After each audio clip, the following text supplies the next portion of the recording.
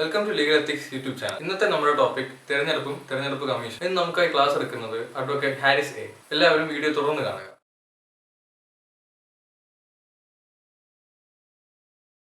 നമസ്കാരം. Legal ethics ഗ്രൂപ്പിലേക്ക് എല്ലാവർക്കും സ്വാഗതം. നമ്മൾ ഇതിനു മുമ്പ് ഡിസ്കസ് ചെയ്ത ടോപ്പിക് ഇന്ത്യയിലെ തെരഞ്ഞെടുപ്പ് കമ്മീഷനും അതായിരുന്നു നമ്മുടെ വിഷയം. അതുമായിട്ട് ബന്ധപ്പെട്ട് നമ്മൾ കുറച്ച് കാര്യങ്ങൾ ഡിസ്കസ് ചെയ്തു.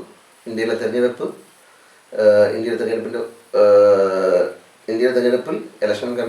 തെരഞ്ഞെടുപ്പ് കമ്മീഷൻ വഹിക്കുന്ന പങ്ക്, ഇത് നമ്മളത് കുറച്ചധികം ഡിസ്കസ് ചെയ്തു. നമ്മളന്ന് പറഞ്ഞിരുന്നു ആർട്ടിക്കിൾ 324 മുതൽ 329 വരെ, article 324 to 329 and part 15 of Indian Constitution deals about the election commission. Election commission പറ്റി പറയുന്നത് പാർട്ട് 15 ആർട്ടിക്കിൾ 324 മുതൽ 329 വരെയുള്ള പാർട്ടുകളാണ്, 329 വരെയുള്ള ആർട്ടിക്കിൾസാണ്. അപ്പോൾ ഇവിടെയാണ് ഇലക്ഷൻ കമ്മീഷൻ ഓഫ് ഇന്ത്യയെ പറ്റി പറയുന്നത്.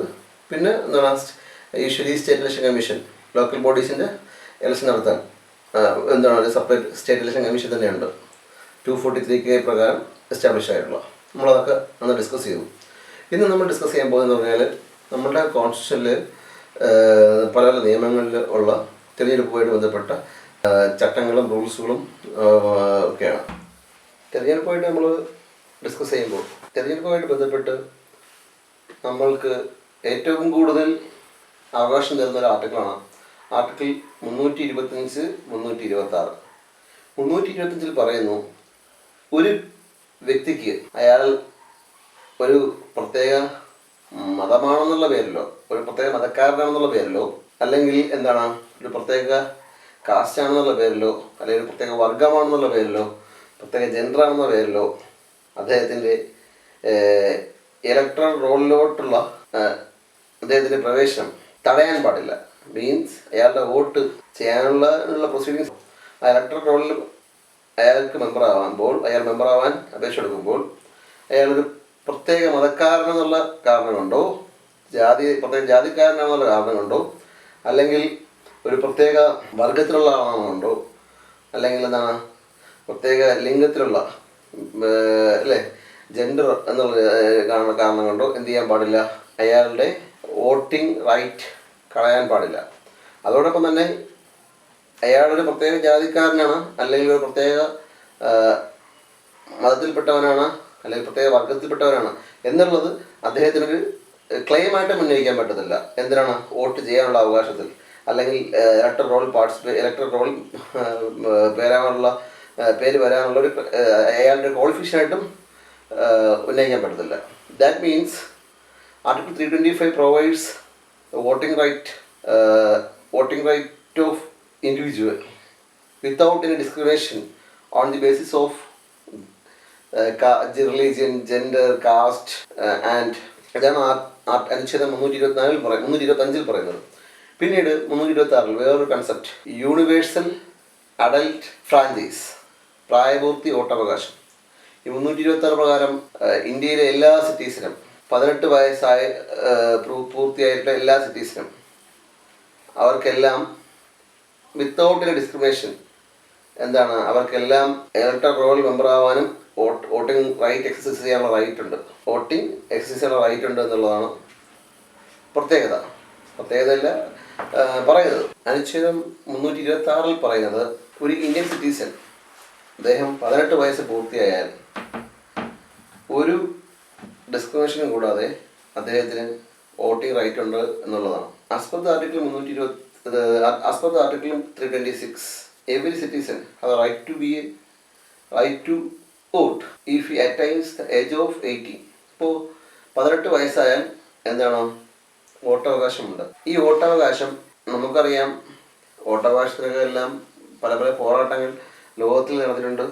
അതോടൊപ്പം തന്നെ സ്ത്രീകളുടെ വോട്ടവകാശത്തിന് വേണ്ടിയിട്ടുള്ള പോരാട്ടങ്ങൾ നടന്നു. അപ്പോൾ വോട്ടവകാശം ഒരു പ്രത്യേക അവകാശം തന്നെയാണ്. നമുക്ക് 5 വർഷം കഴിയുമ്പോൾ, ഇന്ത്യയിലാണെങ്കിൽ 5 വർഷം കഴിയുമ്പോൾ നമ്മളുടെ കറക്റ്റായിട്ടുള്ള പൊളിറ്റീഷ്യൻസിനെ, അല്ലെങ്കിൽ ഉപയോഗമില്ലാത്ത പൊളിറ്റീഷ്യൻസിനെ എടുത്തു മാറ്റിക്കളയാവുന്ന ഒരു വേ തന്നെയാണ് നമ്മളുടെ വോട്ടിംഗ് റൈറ്റ്. അപ്പോൾ ആ വോട്ടിംഗ് റൈറ്റ് ആർട്ടിക്കിൾ 326 പ്രകാരം എല്ലാ ഇന്ത്യൻ സിറ്റിസനും ഉണ്ട്. എല്ലാ Indian citizen means every Indian citizen who attains age of majority and who is not disqualified by any other law. അതായത് ഇലക്ഷനായിട്ട് ബന്ധപ്പെട്ട ലോ ഉണ്ട്, റെപ്രസെൻറ്റേഷൻ ഓഫ് പീപ്പിൾ ആക്ട്. 1950 ഒരു ആക്ട് ഉണ്ട്, 1951 ആക്ട് ഉണ്ട്. ഈ ആക്ട് വഴിയോ അല്ലാതെ വേറെ ഏതെങ്കിലും ആക്ട് വഴിയോ ഡിസ്ക്വാളിഫൈഡ് അല്ലാത്ത ഇന്ത്യൻ സിറ്റിസൺ ആയിട്ടുള്ള ആളിന് 18 വയസ്സ് പൂർത്തിയായിട്ടുണ്ടെങ്കിൽ അദ്ദേഹത്തിന് എന്ത് ചെയ്യാം, വോട്ടിംഗ് റൈറ്റ് ഉണ്ടെന്നുള്ളതാണ് ആർട്ടിക്കിൾ 326 പ്രത്യേകത. ഓക്കെ, സാർവത്രിക വോട്ടവകാശം. അപ്പോൾ ഇതുമായിട്ട് ബന്ധപ്പെട്ട് ഒരു പോയിന്റ് എന്ന് പറഞ്ഞാൽ, നമ്മളുടെ ഇന്ത്യയിൽ 1951-52 കാലഘട്ടങ്ങളിലാണ് ആദ്യ പൊതു തിരഞ്ഞെടുപ്പ് നടന്നത്. അന്ന് മുതൽ 89 വരെയും തിരഞ്ഞെടുപ്പെടുന്നപ്പോൾ ഒരു വ്യക്തി അയാളുടെ വോട്ടിംഗ് റൈറ്റ് വിനിയോഗിക്കണമെങ്കിൽ അദ്ദേഹത്തിന് എന്ത് വേണം, 21 വയസ്സ് വേണമായിരുന്നു. അത് ഭരണഘടനയുടെ 61-ാം ഭേദഗതി പ്രകാരം 1988 രാജീവ് ഗാന്ധിയുടെ ടൈമിലാണ് 61-ാം ഭരണഘടനാ ഭേദഗതി. 88-ലാണ് ഭരണഘടനാ ഭേദഗതി ചെയ്യുന്നത്. അത് കേം ആയത് നിലവിൽ വന്നത് 89 മുതൽ. 88-ൽ അമെൻമെൻറ്റ് വന്നു. ആ അമെൻമെൻറ്റ് 88-ൽ അമെൻമെൻറ്റ് വന്നു, 61st അമെൻമെൻറ്റ്. ആ 61st അമെൻമെൻറ്റ് വഴിയാണ് രാജീവ് ഗാന്ധിയാണ് വോട്ടിംഗ് ഏജ് 21 നിന്നും 18 ആക്കിയത്. അപ്പോൾ currently the position is that A person who attains age of majority. ഇപ്പോൾ മെജോറിറ്റി എന്ന് പറഞ്ഞാൽ 18 വയസ്സാണ്. Majority means who attains age of 18. Majority തന്നെയാണ് മെജോറിറ്റി. ഇപ്പോൾ ഇന്ത്യൻ മെജോറിറ്റി ആക്ടിൽ മെജോറിറ്റി എന്ന് പറഞ്ഞാലും 18 വയസ്സ് തന്നെയാണ്. അപ്പോൾ 18 വയസ്സായ ആളിന് എന്തുണ്ട്, വോട്ടിംഗ് റൈറ്റ് ഉണ്ട്. അയാൾ if he is not disqualified by any other law, അതായത് അയാൾ അൺസൗണ്ടും മൈൻഡ് ഇല്ലാത്ത ഒരാളാണെങ്കിലോ, അയാൾ കറപ്റ്റ് പ്രാക്ടീസസിന് ശിക്ഷിക്കാത്ത ഒരാളാണെങ്കിലോ, ഇല്ലീഗൽ ഇലക്ഷൻ പ്രാക്ടീസിന് ശിക്ഷിക്കപ്പെടാത്ത ഒരാളാണെങ്കിലോ എന്നുണ്ട്, അദ്ദേഹത്തിന് വോട്ടിംഗ് റൈറ്റ് ഉണ്ട്. ദാറ്റ് മീൻസ് എന്താണ്, 18 വയസ്സായ ഒരാൾ, അദ്ദേഹം 18 വയസ്സായ ഒരു ഇന്ത്യൻ സിറ്റിസൺ, അദ്ദേഹം സൗണ്ട് മൈൻഡ് ആണെങ്കിൽ, വേറെ ഒരു ഡിസ്ക്വാളിഫിക്കേഷൻ ഇല്ലെങ്കിൽ, അല്ലേ, കറപ്റ്റ് പ്രാക്ടീസോ ഇല്ലീഗൽ ആക്ടിവിറ്റീസോ ഒന്നും ചെയ്തിട്ടില്ല എങ്കിൽ ഇലക്ഷനായിട്ട് ബന്ധപ്പെട്ട് എന്ത് ചെയ്യാം, അദ്ദേഹത്തിന് എന്തുണ്ട്, വോട്ടിംഗ് റൈറ്റ് എക്സസൈസ് ചെയ്യാം എന്നുള്ളതാണ് ആർട്ടിക്കിൾ 326 പറയുന്നത്. 326 പ്രകാരം 18 വയസ്സ് പൂർത്തിയായിട്ടുള്ള ആളിന്, നമ്മൾ നേരത്തെ പറഞ്ഞു രാജീവ് ഗാന്ധിയുടെ ടൈമിൽ 61-ാം ഭരണഘടനാ ഭേദഗതി പ്രകാരം വോട്ടിംഗ് ഏജ് 20 നിന്നും 18 ആക്കി. ആ 18 വയസ്സ് പൂർത്തിയ ഒരാൾ, അദ്ദേഹം വേറൊരു തരത്തിൽ മീൻസ് ഏതെങ്കിലും നിയമത്തിൻ്റെ പരിധിയിൽ വരുന്ന അയോഗ്യതകളൊന്നുമില്ലെങ്കിൽ, ലൈക്ക് അദ്ദേഹം അൺസൗണ്ട് മൈൻഡ് അല്ല, സൗണ്ട് മൈൻഡാണ് അദ്ദേഹം, ദാറ്റ് മീൻസ് അദ്ദേഹം ഭ്രാന്ത് എന്ന അവസ്ഥയിൽ കടന്നുകൂടാത്ത ഒരാളാണ്, അല്ലേ, സൗണ്ട് മൈൻഡാണ്, മാനസിക ശേഷിയുള്ള ആളാണ്. അതോടൊപ്പം തന്നെ അദ്ദേഹം ക്രൈം ചെയ്ത് ആളല്ല, ക്രൈം ചെയ്ത് ഡിസ്ക്വാളിഫൈഡ് ആയിട്ടുള്ള ആളല്ല, ശിക്ഷിക്കപ്പെട്ട ആളോ അങ്ങനെയൊന്നുമല്ല. അല്ലെങ്കിൽ എന്താണ്, ഇല്ലീഗൽ പ്രാക്ടീസസ്, ഇലക്ഷനായിട്ട് ബന്ധപ്പെട്ട ഇല്ലീഗൽ പ്രാക്ടീസസ്, കറപ്റ്റ് പ്രാക്ടീസസ്, അങ്ങനെയുള്ള ഒരു ഡിസ്ക്വാളിഫിക്കേഷനും അദ്ദേഹത്തിനില്ല, അല്ലേ. റെപ്രസെൻറ്റേഷൻ ഓഫ് പീപ്പിൾ ആക്ട് വഴിയുള്ള ഒരു ഡിസ്ക്വാളിഫിക്കേഷനും അദ്ദേഹത്തിന് ഇല്ല എന്നുണ്ടെങ്കിൽ അദ്ദേഹത്തിന് എന്ത് ചെയ്യാം, വോട്ടിംഗ് ഏജ്, അദ്ദേഹത്തിൻ്റെ വോട്ടിംഗ് റൈറ്റ് എന്ത് ചെയ്യാം, എക്സസൈസ് ചെയ്യാം, അദ്ദേഹത്തിന് 18 വയസ്സായിട്ടുണ്ടെങ്കിൽ. ഇതാണ് ആർട്ടിക്കിൾ 326 ഓക്കെ പറയുന്ന പ്രധാനപ്പെട്ട ഒരു കാര്യം, ഒരു റൈറ്റ്. ഇതൊരു ഇൻഡിവിജ്വലിൻ്റെ ഒരു ഫണ്ടമെൻ്റൽ റൈറ്റ് ആണെന്ന് പറയാൻ പറ്റത്തില്ല. ഫണ്ടമെൻ്റൽ റൈറ്റ് അല്ല അത്, അതൊരു കോൺസ്റ്റിറ്റ്യൂഷണൽ റൈറ്റ്. ഓക്കെ, ഞാനതിനെ കണക്കാക്കുന്നത് ഒരു പൊളിറ്റിക്കൽ റൈറ്റ് ആയിട്ടാണ്. ഓക്കെ, ഒരു പൊളിറ്റിക്കൽ റൈറ്റാണ്. എന്താണ് അദ്ദേഹത്തിൻ്റെ ഒരു പൊളിറ്റിക്കൽ റൈറ്റാണ്, എന്താണ് വോട്ടിംഗ് റൈറ്റ്. അപ്പോൾ ഇതാണ് 326 പറയുന്നത്. Okay, universal adult franchise. പിന്നെ ഇതുമായിട്ട് ബന്ധപ്പെട്ട് ഒരു അനുച്ഛേദം 326 പ്രകാരം പ്രായപൂർത്തിയുള്ള ഒരാൾ, പ്രായപൂർത്തി ആയ ഒരാൾക്ക്, അദ്ദേഹം പ്രായപൂർത്തി മീൻസ് 18 വയസ്സ് പൂർത്തിയായ ഒരാൾ, അദ്ദേഹം സൗണ്ട് മൈൻഡ് ആണെങ്കിൽ, അദ്ദേഹം വേറൊരു ക്രൈം ശിക്ഷിക്കപ്പെട്ടിട്ടില്ലെങ്കിൽ, അദ്ദേഹം റെസിഡൻസ് ഉണ്ട്, അല്ലേ, റെസിഡൻസ് ഉണ്ടെങ്കിൽ, അദ്ദേഹത്തിന് ഇല്ലീഗൽ പ്രാക്ടീസോ ഇലക്ഷനായിട്ട് ബന്ധപ്പെട്ട ഇല്ലീഗൽ പ്രാക്ടീസോ, അദ്ദേഹത്തിന് കറപ്റ്റ് പ്രാക്ടീസോ അദ്ദേഹം ചെയ്തിട്ടില്ല എങ്കിൽ, ക്രൈമിൽ ശിക്ഷിക്കപ്പെട്ടിട്ടില്ല എങ്കിൽ, അദ്ദേഹത്തിന് എന്ത് ചെയ്യാം, വേറൊരിടത്ത് ഡിസ്ക്വാളിഫൈഡ് ആയിട്ടില്ലെങ്കിൽ അത് നോൺ റെസിഡൻസ്, പിന്നെന്താണ് correct practices, illegal practices, crime, അങ്ങനെയൊന്നും ഡിസ്ക്വാളിഫൈഡ് ആയിട്ടില്ലെങ്കിൽ ഏതെങ്കിലും ഒരു നിയമപ്രകാരം ഡിസ്ക്വാളിഫൈഡ് ആയിട്ടില്ല അദ്ദേഹത്തിന് എന്ത് ചെയ്യാം, അദ്ദേഹത്തിന് വോട്ടിംഗ് റൈറ്റ് എക്സസൈസ് ചെയ്യാം എന്നുള്ളതാണ് ആർട്ടിക്കിൾ 326 പ്രൊവൈഡ് ചെയ്യുന്നത്. അപ്പോൾ ആർട്ടിക്കിൾ 326 ഒരു ഫണ്ടമെൻ്റൽ റൈറ്റാണെന്ന് പറയാൻ പറ്റത്തില്ല. അതൊരു ഫണ്ടമെൻ്റൽ റൈറ്റ് അല്ല, ഒരു പൊളിറ്റിക്കൽ റൈറ്റാണ്. അത് കോൺഷ്യൽ റൈറ്റാണെന്ന് ആർട്ടിക്കിൾ 326 പ്രകാരം നമുക്ക് കിട്ടുന്ന ഒരു കോൺഷ്യൽ റൈറ്റാണെന്ന് പറയാം. ഒരു പൊളിറ്റിക്കൽ റൈറ്റാണെന്ന് ഞാൻ അതിനെ കണക്കാക്കുന്നു. ഇനി ഇതുമായിട്ട് ബന്ധപ്പെട്ട് നമ്മൾ ഇലക്ഷനായിട്ട് ബന്ധപ്പെട്ട് പഠിക്കേണ്ട 1-2 കാര്യങ്ങൾ എന്ന് പറഞ്ഞാൽ, 1-2 പോയിന്റ് എന്ന് പറഞ്ഞാൽ ആർട്ടിക്കിൾ 327, 328 വേറൊന്നുമല്ല. 327 പറയുന്നതെന്ന് പറഞ്ഞാൽ the power of parliament to make laws relating to elections. Okay, അപ്പോൾ നമ്മൾ നേരത്തെ പറഞ്ഞു ഇലക്ഷനായിട്ട് ബന്ധപ്പെട്ട് ഇലക്ടറൽ തയ്യാറാക്കണം, ഡീലിമിറ്റേഷൻ നടത്തണം അല്ലേ, കോൺസ്റ്റിറ്റ്യുവൻസീസ് ഡീലിമിറ്റേഷൻ നടത്തണം, പിന്നെന്താണ് പല പല ഫങ്ഷൻസ് ഇലക്ഷൻ കമ്മീഷൻ ചെയ്യാറുണ്ട്. പിന്നെന്താണ് പ്രസിഡന്റ്, വൈസ് പ്രസിഡന്റ് ഇലക്ഷൻ നടത്തണം, അങ്ങനെ പല പല കാര്യങ്ങൾ ചെയ്യാറുണ്ട്. അപ്പോൾ ഇതുമായിട്ട് ബന്ധപ്പെട്ട് നിയമങ്ങൾ ഉണ്ടാക്കാനുള്ള ഏറ്റവും വലിയ പവർഫുൾ ആയിട്ടുള്ള ബോഡി ആർട്ടിക്കിൾ 327 പ്രകാരം നമ്മുടെ പാർലമെൻറ്റാണ്. ഇന്ത്യൻ പാർലമെൻറ്റാണ് ഏറ്റവും കൂടുതൽ പവർ. ആ പവർ അനുസരിച്ച് പല പല നിയമങ്ങളും ഇന്ത്യൻ പാർലമെൻറ്റ് പാസ്സാക്കിയിട്ടുണ്ട്.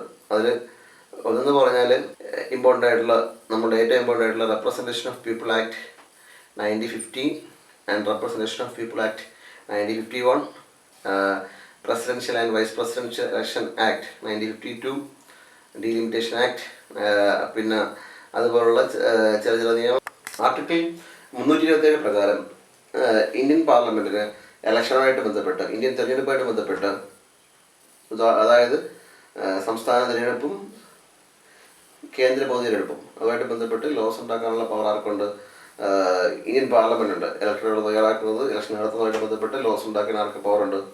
ഇന്ത്യൻ പാർലമെൻറ്റിന് പവറുണ്ട്.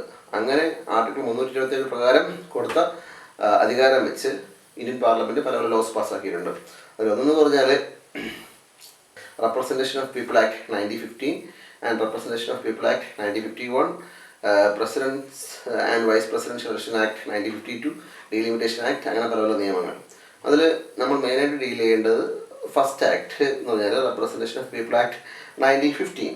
ആ റെപ്രസെൻറ്റേഷൻ ഓഫ് പീപ്പിൾ ആക്ട് 1915 പറയുന്ന കാര്യങ്ങൾ എന്ന് പറഞ്ഞാൽ 15 ഫസ്റ്റ് ആക്ടിൽ, RP ആക്ട് ഫസ്റ്റ് 1915 ആക്ട്, ആ 15 ആക്ടിൽ പറയുന്ന കാര്യങ്ങൾ എന്ന് പറഞ്ഞാൽ ഇതൊക്കെയാണ്: qualification of voters, preparation of electoral roll, delimitation of constituencies, and allocation of seats in the parliament and state legislature.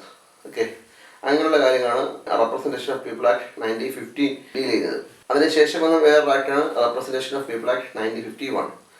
ഈ നിയമമാണ് എലക്ഷൻ ഡിസ്പ്യൂട്ട്സുകൾ, election offences, by election, registration of political parties, അതോടൊപ്പം തന്നെ administrative machinery in the election, conduct of election, ഇതുമായിട്ട് ബന്ധപ്പെട്ട കാര്യങ്ങളൊക്കെ deal ചെയ്തത്. Election offences നമ്മൾ നേരത്തെ പറഞ്ഞു, ഇലക്ഷൻ ഒഫൻസസും ഡീൽ ചെയ്തത് സെക്കൻഡ് ആക്ടാണ്, റെപ്രസെൻറ്റേഷൻ ഓഫ് പീപ്പിൾ ആക്ട് 1951. ഈ ആക്ടാണ്. അപ്പോൾ ഈ റെപ്രസെൻറ്റേഷൻ ഓഫ് പീപ്പിൾ ആക്ട് 1951 അനുസരിച്ചാണ് ഇലക്ഷൻ ഒഫൻസസ്. നമുക്കറിയാം IPC-യിൽ എന്താണ് ഇലക്ഷൻ ഒഫൻസസ് പറ്റിയാണ് പറയുന്നത്. ഓക്കെ, ബ്രൈബറി അങ്ങനെയുള്ള കാര്യങ്ങളൊക്കെയാണ് പറയുന്നത്. അപ്പോൾ അതുപോലുള്ള കാര്യങ്ങൾ, അങ്ങനെയുള്ള കാര്യങ്ങൾ തന്നെയാണ് എവിടെയും പറയുന്നത് സെക്കൻഡ് ആക്ടിൽ സെക്ഷൻ 123, RP ആക്ട് സെക്ഷൻ 123-ൽ പറയുന്നതും ആ ഇലക്ഷൻ ഒഫൻസുമായിട്ട് ബന്ധപ്പെട്ട കാര്യങ്ങളൊക്കെ തന്നെയാണ് കുറേ പറയുന്നത്. അപ്പോൾ ഇലക്ഷൻ ഒഫൻസസ് പറ്റി 2 ആക്ടിൽ ഈ IPC-ൽ പറയുന്നുണ്ട്. അതോടൊപ്പം തന്നെ IPC-ൽ അതൊരു ഒഫൻസായിട്ട് പണിഷ്മെൻ്റ് എല്ലാം പറയുന്നുണ്ട്, ഇതിൽ പറയുന്നുണ്ട്. നമ്മുടെ റെപ്രസെൻറ്റേഷൻ ഓഫ് പീപ്പിൾ ആക്ടിലും പറയുന്നുണ്ട് 123-ൽ. ഓക്കെ, അപ്പോൾ ഇതാണ് ഈ 2 ആക്ടാണ്, representation of people act 1915 and representation of people act 1951. ഈ 2 ആക്ടാണ് ഇലക്ഷനായിട്ട് ബന്ധപ്പെട്ട് ഇലക്ഷൻ കണ്ടക്ട് ചെയ്യാൻ, ഇലക്ടറൽ റോൾ തയ്യാറാക്കാൻ, ഇതിന് വേണ്ടിയിട്ടെല്ലാം സ്മൂത്ത് കണ്ടക്ടിങ് ഓഫ് ഇലക്ഷൻ, ഇതിന് വേണ്ടിയിട്ടെല്ലാം വേണ്ടിയിട്ട് പാർലമെൻറ്റ് പാസ്സാക്കിയ 2 നിയമങ്ങൾ എന്ന് പറഞ്ഞാൽ ഈ 2 നിയമങ്ങളാണ്. പിന്നെ ഞാൻ പറഞ്ഞ പല എല്ലാ ചെറിയ നിയമങ്ങളുണ്ട്. ഇനി 327 നമ്മൾ പറഞ്ഞു പാർലമെന്റിന്റെ പവറുണ്ട്. എന്തുമായിട്ട് ബന്ധപ്പെട്ട് ലോസ് ഉണ്ടാക്കാൻ, ഇലക്ഷൻ കണ്ടക്ട് ചെയ്യുന്നതായിട്ട് ബന്ധപ്പെട്ട്, ഇലക്ട്രൽ തയ്യാറാക്കുന്നതായിട്ട് ബന്ധപ്പെട്ടൊക്കെ പാർലമെന്റിന്റെ പവറുണ്ട്. പാർലമെന്റ്, സംസ്ഥാന നിയമനിർമ്മാണ സഭ ഇവിടത്തേക്ക് ഇലക്ഷന് വേണ്ടിയിട്ട് ഇലക്ട്രൽ തയ്യാറാക്കുന്നതുമായിട്ട് ബന്ധപ്പെട്ടൊക്കെ അല്ലേ, അതിനൊക്കെ വേണ്ടി ലോസ് പാസ്സാക്കാനുള്ള പവർ ആർട്ടിക്കിൾ 327 പ്രകാരം പാർലമെന്റുണ്ട്. ഓക്കെ, അത് കൂടാതെ ആർട്ടിക്കിൾ 328 പ്രകാരം ഇതേപോലുള്ള സെയിം പവർ തന്നെയാണ് നമുക്ക് സ്റ്റേറ്റ് ലെജിസ്ലേറ്റീവ് അസംബ്ലീസിനും കൊടുത്തിട്ടുണ്ട്. അപ്പോൾ 1951 representation of people act, 50 representation of people act, അങ്ങനെയുള്ള ലോസ് എല്ലാം പാർലമെൻറ്റ് പാസ്സാക്കിയതാണ്. 327 പ്രകാരം കൊടുത്ത പവർ അനുസരിച്ച് പാർലമെൻറ്റ് പാസ്സാക്കിയതാണ്. പിന്നെ ഡീലിമിറ്റേഷൻ ആക്ട് ഉണ്ട്, president and vice presidential election അതുമായിട്ട് ബന്ധപ്പെട്ട ആക്ട് ഉണ്ട്. അതോടൊപ്പം തന്നെ സംസ്ഥാന നിയമനിർമ്മാണ സഭയിൽ ലോ മേക്ക് ചെയ്യാം. അപ്പോൾ ഈ ഇലക്ഷൻ നടത്തുമ്പോൾ, ഇലക്ഷൻ കണ്ടക്ട് ചെയ്യുമ്പോൾ, സംസ്ഥാന നിയമനിർമ്മാണ സഭയിലേക്കും പാർലമെൻറ്റിലേക്കൊക്കെ ഇലക്ഷൻ നടത്തുമ്പോൾ ഈ ആക്ട് പ്രകാരം വേണം എന്ത് ചെയ്യാൻ, ഇലക്ഷൻ കമ്മീഷൻ പ്രവർത്തിക്കാൻ. അപ്പോൾ ഇലക്ഷൻ കമ്മീഷൻ പ്രവർത്തിക്കുമ്പോൾ, ഇലക്ഷൻ കമ്മീഷൻ എന്താണ് ഓരോ സിസ്റ്റം ഇൻട്രൊഡ്യൂസ് ചെയ്യുമ്പോൾ ആ ആക്ട് അനുസരിച്ചായിരിക്കണം.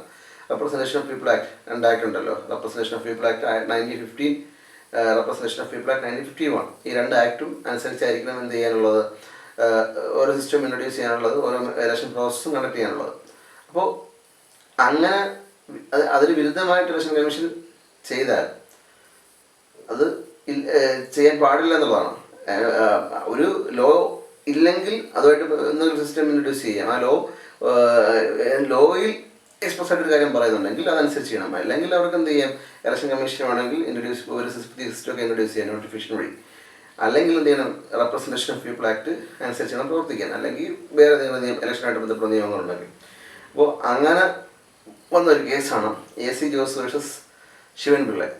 ഓക്കെ, AC ജോസ് എന്ന് പറഞ്ഞാൽ നമ്മളുടെ കേരള നിയമനിർമ്മാണ സഭയിൽ, കേരള രാഷ്ട്രീയത്തിൽ വളരെയധികം പ്രാധാന്യം അർഹിക്കുന്ന ഒരു വ്യക്തിയാണ്. അദ്ദേഹമാണ് 1982 80-81 കാലഘട്ടത്തിലെ കർണാടൻ ഗവൺമെൻറ്റിനെ കാസ്റ്റിംഗ് ഔട്ട് ചെയ്ത് നിലനിർത്തിയത്. അന്ന് LDFനും UDFനും വലിയ സീറ്റ് വ്യത്യാസമൊന്നുമില്ലായിരുന്നു, ഏകദേശം അടുത്തടുത്തായിരുന്നു. അങ്ങനെ വന്ന സമയത്ത് സ്പീക്കറിൻ്റെ കാസ്റ്റിംഗ് ഔട്ടിലൂടെയാണ് 8 തവണ കാസ്റ്റിംഗ് ഔട്ട് എക്സസൈസ് ചെയ്ത സ്പീക്കറാണ് AC ജോസ്. മാത്രമല്ല അദ്ദേഹം ഇടുക്കിയിലെ മുൻ MP ആയിരുന്നു, ഒരു നല്ലൊരു സ്പീക്കറായിരുന്നു. അപ്പോൾ അദ്ദേഹമായിരുന്നു AC ജോസ്. മുൻ സ്പീക്കറും കോൺഗ്രസ് നേതാവുമായ AC ജോസ് 1982 അദ്ദേഹത്തിൻ്റെ ഇലക്ഷനുമായിട്ട് ബന്ധപ്പെട്ട് കൊടുത്തൊരു കേസാണ് AC ജോസ് ശിവൻപിള്ള എന്ന കേസിന് ആധാരം. അതായത് നമുക്കറിയാം 1982 കേരളത്തിലെ വടക്കൻ പറവൂരിലാണ് ആദ്യമായിട്ട് ഇലക്ട്രോണിക് വോട്ടിംഗ് മെഷീൻ ഇൻട്രൊഡ്യൂസ് ചെയ്തത്. 1982 നോർത്ത് പറവൂർ കോൺസ്റ്റിറ്റ്യുവൻസിയിൽ, വടക്കൻ പറവൂർ കോൺസ്റ്റിറ്റ്യുവൻസിയിൽ 81 മണ്ഡലങ്ങളിൽ 50ഓളം മണ്ഡലങ്ങളിൽ ഇലക്ട്രോണിക് വോട്ടിംഗ് മെഷീൻ യൂസ് ചെയ്യുകയും 31ഓളം മണ്ഡലങ്ങളിൽ സാധാരണ ബാലറ്റ് സിസ്റ്റം യൂസ് ചെയ്യുകയും ചെയ്തു. അതായത് അതുവരെ നടന്നുകൊണ്ടിരുന്ന കൺവെൻഷണൽ ആയിട്ടുള്ള സിസ്റ്റം യൂസ് ചെയ്യുകയും ചെയ്തു. പുതുതായിട്ട് ഇൻട്രൊഡ്യൂസ് ചെയ്ത സിസ്റ്റമായിരുന്നു 1982 ഇലക്ഷനിൽ നോർത്ത് പറവൂർ കോൺസ്റ്റിറ്റ്യുവൻസിയിൽ പുതുതായിട്ട് ഇൻട്രൊഡ്യൂസ് ചെയ്ത സിസ്റ്റമായിരുന്നു ഇലക്ട്രോണിക് വോട്ടിംഗ് മെഷീൻ. അപ്പോൾ നമുക്കറിയാം 1951 റെപ്രസെൻറ്റേഷൻ ഓഫ് പീപ്പിൾ ആക്ട് അതുവരെയും പറഞ്ഞിരുന്നത് കൺവെൻഷണൽ രീതിയിലുള്ള ബാലറ്റ് പേപ്പർ വഴിയാണ് എന്ത് ചെയ്യാനുള്ളത്, ഇലക്ഷൻ നടത്താനുള്ളത്. അതിന് വിരുദ്ധമായിട്ട് ഇലക്ഷൻ കമ്മീഷൻ എന്ത് ചെയ്തു, EVM കൊണ്ടുവന്നു. അതിന് വിരുദ്ധമായി മീൻസ് അന്ന് ഉള്ള നിയമത്തിന് വിരുദ്ധമായിട്ട് ഇലക്ഷൻ കമ്മീഷൻ EVM കൊണ്ടുവന്നു, ഇലക്ട്രോണിക് വോട്ടിംഗ് മെഷീൻ കൊണ്ടുവന്നു. അപ്പോൾ ഇലക്ട്രോണിക് വോട്ടിംഗ് മെഷീനെ പറ്റി നമുക്ക് പറയേണ്ട ആവശ്യം ഇല്ല. ഇപ്പോൾ എല്ലാവർക്കും നമ്മൾ ഇന്ത്യ മുഴുവൻ യൂസ് ചെയ്യുന്നത് ഇലക്ട്രോണിക് വോട്ടിംഗ് മെഷീനാണ്. ഈ ഇലക്ട്രോണിക് വോട്ടിംഗ് മെഷീൻ കൊണ്ടുവന്നു. ആ ഇലക്ഷന് 50ഓളം ബൂത്തുകളിൽ എന്ത് ചെയ്തു, ഇലക്ട്രോണിക് വോട്ടിംഗ് മെഷീൻ യൂസ് ചെയ്തു.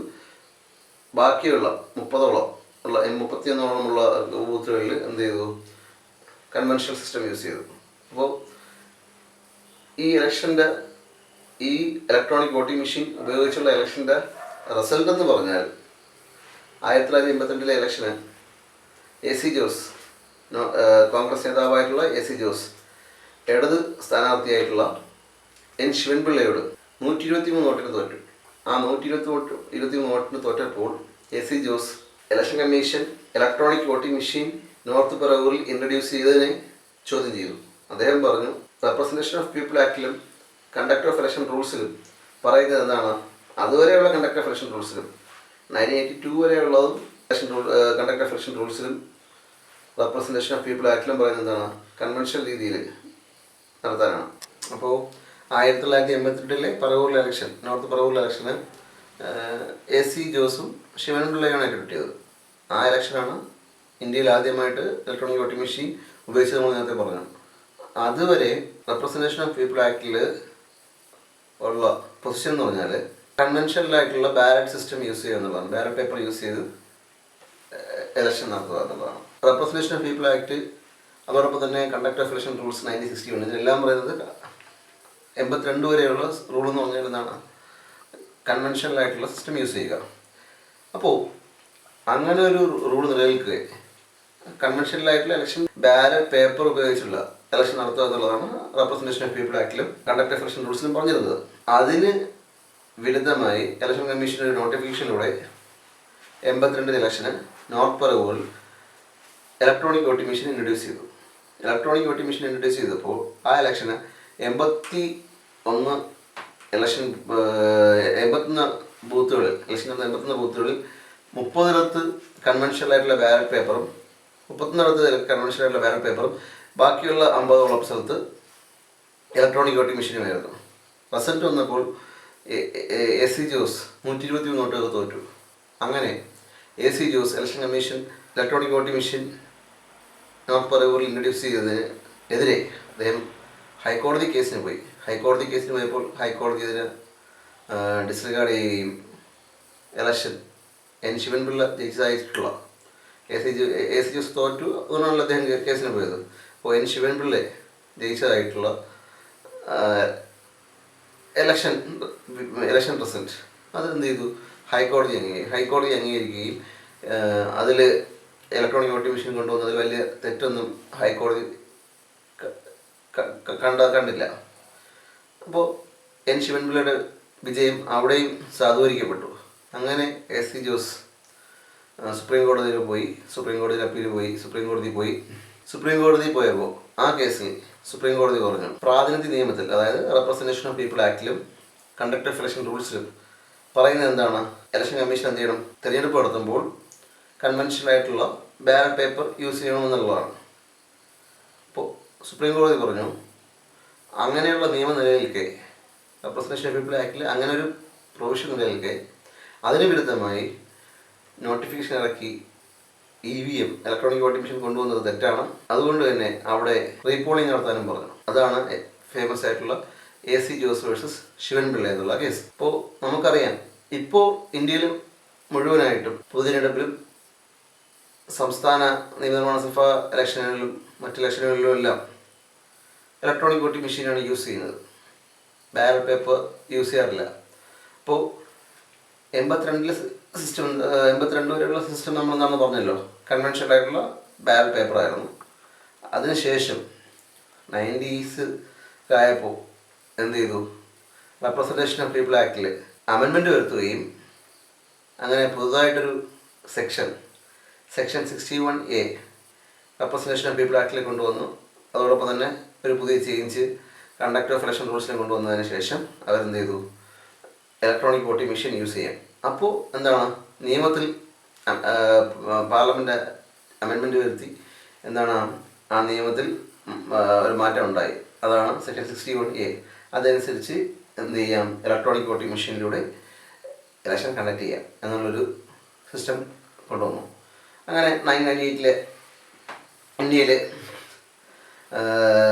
പല അസംബ്ലി കോൺസ്റ്റിറ്റ്യുവൻസീസിലും പൊതുതിരഞ്ഞെടുപ്പുകളിൽ ചില കോൺസ്റ്റിറ്റ്യുവൻസീസിലും 1980 ഇന്ത്യയിൽ ഒരു പൊതു തിരഞ്ഞെടുപ്പ് നടന്നു, ലോക്സഭാ ഇലക്ഷൻ നടന്നു. അതോടൊപ്പം തന്നെ പല സ്റ്റേറ്റുകളിലും അസംബ്ലി ഇലക്ഷൻ ഉണ്ടായി. അങ്ങനെ കുറച്ച് ഏരിയാസിൽ ഇലക്ട്രോണിക് വോട്ടിംഗ് മെഷീൻ ഇൻട്രൊഡ്യൂസ് ചെയ്തു. അതിനുശേഷം 2004 ആയപ്പോൾ 2004 ലോക്സഭാ തിരഞ്ഞെടുപ്പിൽ പൊതു തിരഞ്ഞെടുപ്പിൽ ഇന്ത്യയിൽ മുഴുവനായിട്ടും ഇലക്ട്രോണിക് വോട്ടിംഗ് മെഷീൻ ഇൻട്രൊഡ്യൂസ് ചെയ്യുകയും അതിപ്പോൾ കണ്ടിന്യൂസ് ആയിട്ട് തുടരുകയും ചെയ്യുന്നുണ്ട്. അപ്പോൾ AC ജോസ് ശിവൻപിള്ള എന്നുള്ള കേസ് ഇലക്ട്രോണിക് വോട്ടിംഗ് മെഷീനുമായിട്ട് ബന്ധപ്പെട്ട് പഠിക്കേണ്ട കേസാണ്. അപ്പോൾ നമ്മൾ ഇലക്ട്രോണിക് വോട്ടിംഗ് മെഷീൻ ഇങ്ങനെയാണ് ഇൻട്രൊഡ്യൂസ് ചെയ്യപ്പെട്ടത്. ഈ രീതിയിലാണ് ഇൻട്രൊഡ്യൂസ് ചെയ്യപ്പെട്ടത് 61A പ്രകാരം. ഈ ഇലക്ട്രോണിക് വോട്ടിംഗ് മെഷീൻ നേരത്തെ ഇലക്ട്രോണിക് വോട്ടിംഗ് മെഷീൻ ഇന്ത്യയിൽ ഇലക്ഷന് വേണ്ടിയിട്ട് ഡിസൈൻ ചെയ്യുന്നതും മാനുഫാക്ചറിങ് ചെയ്യുന്നതും 2 പൊതുമേഖലാ സ്ഥാപനങ്ങളാണ്. Bell, Bharat electronic limited, and ECIL, electronic corporation of India limited. ഇതിൽ ECIL ഇന്ത്യയിലെ atomic energy department of atomic energy, ആ ഡിപ്പാർട്ട്മെൻറ്റിൻ്റെ കീഴിലാണ് വരുന്നത്. അറ്റോമിക് എനർജി പ്രധാനമന്ത്രിയുടെ കീഴിലുള്ള അറ്റോമിക് എനർജി മന്ത്രാലയത്തിൻ്റെ കീഴിലാണ് വരുന്നത്, വകുപ്പിൻ്റെ കീഴിലാണ് വരുന്നത്. ബെല്ല് ഡിഫൻസിൻ്റെ കീഴിലാണ്, ഡിഫൻസ് മിനിസ്റ്ററുടെ കീഴിലാണ് വരുന്നത്. അപ്പോൾ ഈ 2 കോർപ്പറേഷനാണ് ഇന്ത്യയിൽ ഇലക്ട്രോണിക് വോട്ടിംഗ് മെഷീൻ മാനുഫാക്ചർ ചെയ്യുന്നത്. അപ്പോൾ നമ്മുടെ ഇന്ത്യയിൽ ഇലക്ട്രോണിക് വോട്ടിംഗ് മെഷീൻ കൊണ്ടുവരുന്നതൊക്കെ പറഞ്ഞു. അപ്പോൾ ഇലക്ട്രോണിക് വോട്ടിംഗ് മെഷീൻ്റെ ഒരു ഹിസ്റ്ററി നോക്കിയാൽ ഇതിനു മുമ്പ് അല്ലേ പല രാജ്യങ്ങളിലും പല ആൾക്കാരും ഇത് കൊണ്ടുവരാൻ നോക്കി.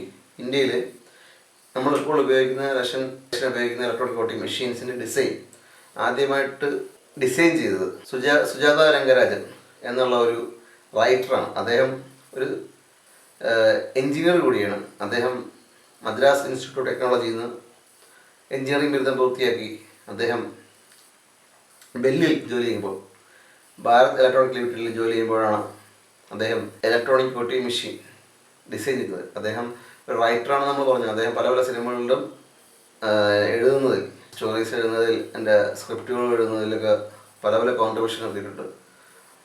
ഉദാഹരണത്തിന് ശിവാജി തമിഴ് സിനിമ, എന്തിരൻ, അതുപോലുള്ള പല സിനിമകളിലും അദ്ദേഹത്തിൻ്റെ കോൺട്രിബ്യൂഷൻസ് ഉണ്ട് റൈറ്റിങ്സിൽ. അദ്ദേഹമാണ് ആദ്യമായിട്ട് ഡിസൈൻ ചെയ്തത്, ഇലക്ട്രോണിക് വോട്ടിംഗ് മെഷീൻ ഡിസൈൻ ചെയ്തത്. ഇത്രയുമാണ് വോട്ടിംഗ് മെഷീനായിട്ട് ബന്ധപ്പെട്ട് നമുക്ക് പറയാനുള്ളത്. ഇപ്പോൾ ഇന്ത്യയിൽ മുഴുവനായിട്ട് ഇലക്ട്രോണിക് വോട്ടിംഗ് മെഷീൻ യൂസ് ചെയ്യാറുണ്ട്. മെറിറ്റും ഉണ്ട്, ഡീമെറിറ്റും ഉണ്ട്. അത് നിങ്ങൾക്ക് അറിയാം. ഇപ്പോൾ നോർത്ത് ഇന്ത്യയിലൊക്കെ വിവാദങ്ങളൊക്കെ ഉണ്ടാവാറുണ്ട് ഇലക്ട്രോണിക് വോട്ടിംഗ് മെഷീൻ യൂസ് ചെയ്യുന്നതായിട്ട് ബന്ധപ്പെട്ട്. വേണമെങ്കിൽ കൺസിഡർ ചെയ്യാൻ, ഇല്ലെങ്കിൽ അതിനെ തിരസ്കരിക്കാം. പക്ഷേ എന്തായാലും ഇലക്ട്രോണിക് വോട്ടിംഗ് മെഷീൻ വന്നതോടുകൂടി ധാരാളം ടൈം സേവിങ്സ് നടക്കുന്നുണ്ട്. അതുപോലെ തന്നെ പേപ്പർ അറിയാമല്ലോ. പേപ്പർ ബാലറ്റ് സിസ്റ്റം യൂസ് ചെയ്യുമ്പോൾ പേപ്പർ ഉണ്ടാക്കുമ്പോൾ നമ്മൾ നാച്ചുറിനെ അഫക്റ്റ് ചെയ്യാറുണ്ട് അല്ലേ. നമ്മളുടെ തടികൾ സംഭവങ്ങളൊക്കെ ഇതാണ് നമ്മൾ ചെയ്യുന്നത്, പേപ്പർ ഉണ്ടാക്കുന്നത്. അപ്പോൾ അതിനൊക്കെ അങ്ങനെയുള്ള മോശമായിട്ടുള്ള കാര്യങ്ങളിൽ നിന്ന്, അതായത് നമ്മുടെ എൻവയോൺമെൻറ്റിനെ അഫക്റ്റ് ചെയ്യുന്ന അങ്ങനെയുള്ള കാര്യങ്ങളിൽ നിന്നും വെച്ച് നോക്കുകയാണെങ്കിൽ ഇലക്ട്രോണിക് വോട്ടിംഗ് മെഷീൻ കുറച്ചുകൂടി നല്ലതാണെന്ന് നമ്മൾ പറയാം. പക്ഷേ തിരഞ്ഞെടുപ്പുകളിൽ അതിൻ്റെ എഫക്റ്റ് അത് നമ്മൾ തന്നെ പഠിച്ച് അനലൈസ് ചെയ്യേണ്ടതാണ്. ഇനിയും ഇന്ത്യയിലെ തിരഞ്ഞെടുപ്പുമായിട്ട് ബന്ധപ്പെട്ടും ഇലക്ഷൻ കമ്മീഷനുമായിട്ട് ബന്ധപ്പെട്ടും കുറച്ച് കാര്യങ്ങൾ കൂടിയുണ്ട്. അത് നമുക്ക് അടുത്ത ക്ലാസ് ഡിസ്കസ് ചെയ്യാം. Thank you.